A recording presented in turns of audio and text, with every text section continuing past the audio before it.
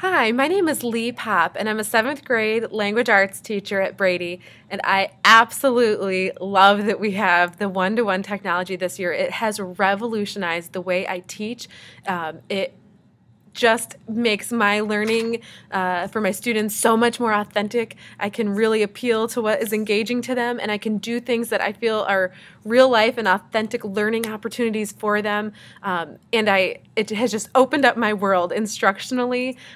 They love it, and I love it, and I'm so, so grateful. So I just wanted to highlight a couple ways that I've been using technology this year in my classroom.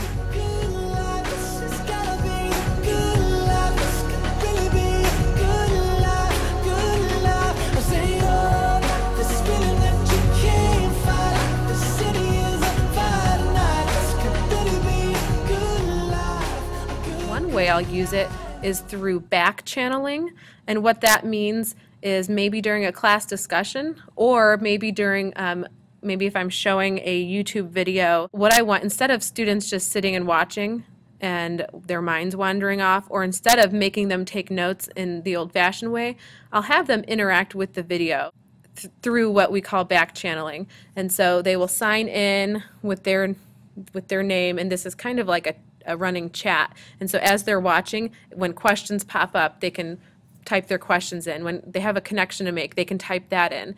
But they're also supposed to be taking notes, like important things that the speaker says. They should write that in the chat box. Or I will verbally be asking questions throughout the video that they're supposed to then answer in the chat box, all while the video is being shown. So it's a lot of sort of multitasking, and it really engages them.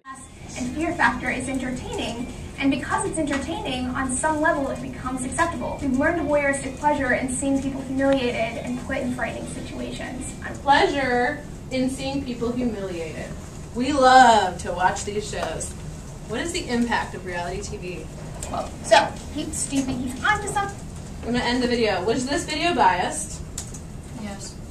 Tell me that in the chat. One thing that I do often in my class is what's called an online threaded discussion. And so what the students will do, and in this case, you know, the prompt was, what is the impact of reality TV? Does it do more harm than good? And we had already done research on this. We had already spent a long time verbally debating this. And so then we take the verbal classroom discussion debate and then maybe turn it into a written discussion debate, and we talk about argumentative writing, and they're making a claim and supporting it with evidence and whatnot. And so there's the prompt and the directions, the learning targets, the rubric, and so the students will respond to the prompt, they respond to one another, they respond to the responses. Really highly engaging and really neat to see this go on. This is something that has been really neat for us this year, is that I have become a paperless classroom. Rather than having binders that have folders, that have papers, everything for my language arts class is organized through Google Drive. So every student has their own language arts folder, and then within their folder they might have subfolders. And then within those subfolders, writing prompts that we might do, just the different units that we do. For example, a research paper. And so everything is just done right in Google Docs. And that's way more authentic in terms of having the writing process. Before, where you might handwrite your first draft, revise and edit it, and then you'd have to type your next draft, and really then after that, it's like you've written the paper twice. This is a lot more 21st century. You write the paper once, you revise and edit it right there within the document.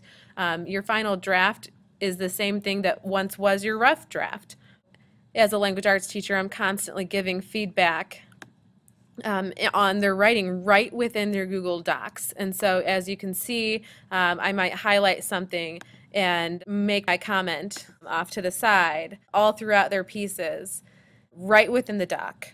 Another thing that has been really neat having a one-to-one environment is my different assessments, perhaps like an exit slip. For example, I might use a Google survey to analyze their learning or to assess their learning. In the past, where I might have had everybody use a Post-it note and add it to the whiteboard in my classroom, now we have these digital word walls that we can do. In this particular example, we were talking about transition words, so every student had to choose a transition word and write a sentence using the transition word.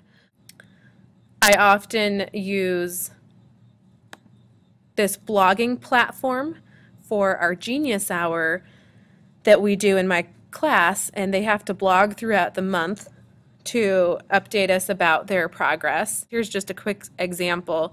This student had written a blog to update us about how her project was doing.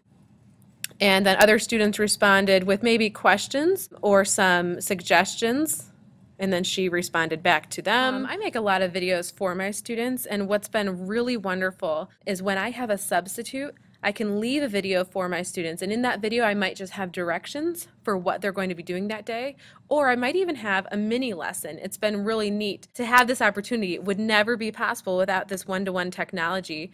And I'll just click on one. Here's an example. Hi guys, as you know, I am out of the building. I have a meeting for the district today. So I just wanted to make you a quick video just with a couple announcements that you need to hear while you have your substitute.